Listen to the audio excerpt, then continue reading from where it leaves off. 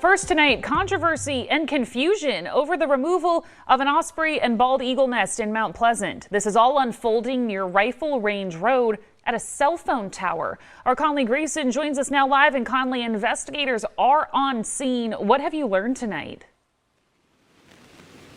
Hi, Katie. We are on Rifle Range Road, and yes, the newest piece of information we have is more officers with the South Carolina Department of Natural Resources are showing up on scene. Now, officers have been walking around this fence behind me, walking around the perimeter, and are investigating. I'm going to take a step out of the scene so we can show you exactly where that nest was. Now, this all began this morning when a concerned neighbor contacted ABC News 4 about people working on the cell phone tower.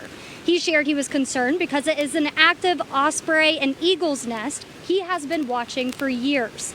Our crews came out this morning, and in-code wireless construction workers were working around the nest, and when I arrived this afternoon, the nest was gone. I spoke with some of the workers who confirmed they did take the nest down, and they say they have been monitoring the cell phone tower to upgrade it to a 5G for over 6 months. They say, however, it was an unoccupied nest, but the neighbor across the street has shared he saw the nest filled just 5 days ago. Another important note is that U.S. Fish and Wildlife says you need a permit to remove this type of nest. And I asked the in-code workers if they had this permit. They say they know nothing about a permit, and they got the go-ahead from their boss. Now, again, DNR officials are on scene investigating. We've been seeing them walk around this tower looking for what's left of that nest that was taken down.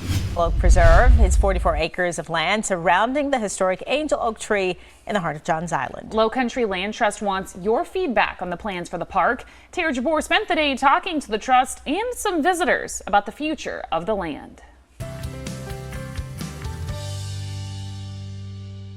400,000 people a year come to meet the majestic angel oak. You see it in pictures, but pictures don't do it justice until you actually see it in live. That's right. Definitely, angel oak tree was one of the must-see places, so that's how we came here, yes. 44 acres around the tree will be preserved. The project has been in the works for 10 years. A lot of what we've been doing is community outreach to make sure that this is a project that really benefits the Johns Island and greater Charleston community.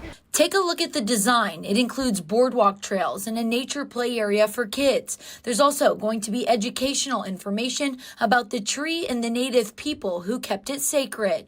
We also wanted to make sure that the preserve itself, the 35 acres, was open, accessible to everybody, and a true benefit. Children used to come and learn and play in the woods around the Angel Oak long before it ever became a city park, and so we wanted to return to that to the community as well. Parking will be moved away from tree roots and closer to Bohacket Road. O'Halloran says the goal is to highlight a landmark with so much history, from Gullah Geechee to civil rights. It's become so clear that everybody has their own Angel Oak story. What people have offered to us, shared to us about what they fell in love with.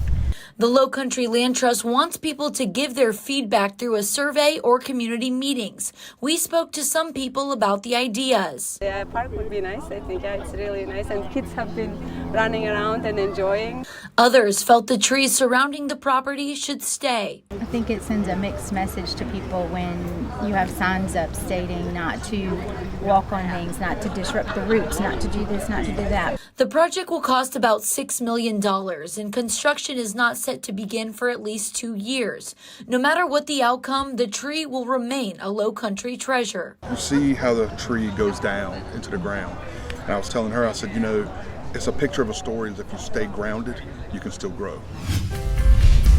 Well, today marks the beginning of Charleston Restaurant Week, and for many restaurants, this week of festivities can provide a big boost after years of tough times in the industry. Sean Mahoney, he drew the lucky straw this morning, joining us live in Mount Pleasant with the story of one restaurant and the owner's motivation this week. Sean, good morning.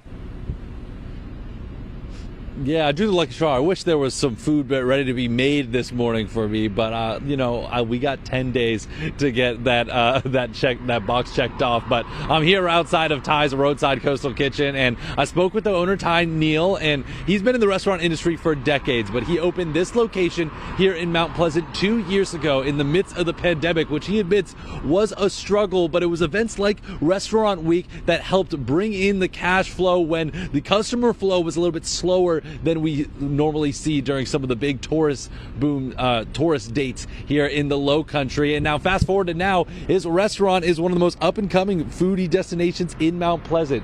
Just take a look at your screen on some of these food. I was editing this together and my mouth was watering. The restaurant is gaining attention for its open kitchen setup in hearty American cuisine, which you can see some of there. His restaurant is one of 5 in Mount Pleasant offering discounted 3-course meals for Restaurant Week. And while Neil says tourism season was great for his staff as we're just coming out of the Christmas Eve and New Year's swing, it's events like Restaurant Week which gave him the boost he needed then to keep the momentum going now.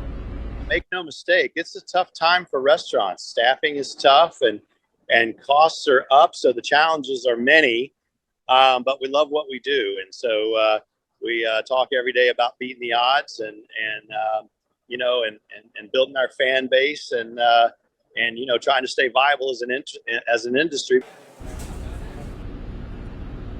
Now, Ty's Roadside Coastal Kitchen, was specifically offering a deal of 3 courses for $32 all throughout Restaurant Week. Just one of the many cool deals that you could check out during Restaurant Week. And there's dozens of more restaurants. We're specifically focusing on Ty's, but there's so many other stories, so many great food to try out this week in the Lowcountry, and we got a plethora of it here. And if you want to check out all the restaurants that are participating in some of the deals that you can catch over this next 10-day culinary event, you can head over to my Facebook and Twitter page at Sean Mahoney TV for more information.